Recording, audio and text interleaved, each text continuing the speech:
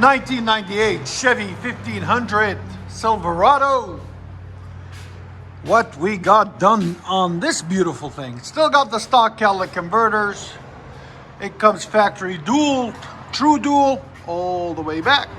And we continued that process with a FLOWMASTER Super 10. You can find the link in the description if you want to purchase one. Into 2 1/4 tailpipes, and then into 3.5 inch angle cut tips right there and right there. We will let you guys hear it in a second. Hope you guys like it. Enjoy. Oh.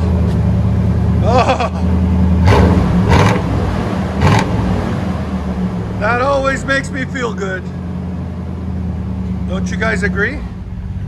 Let me know in the comments if you like this sound,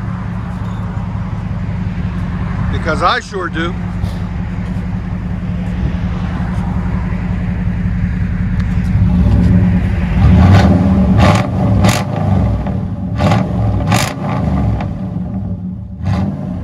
Let you guys hear on the inside.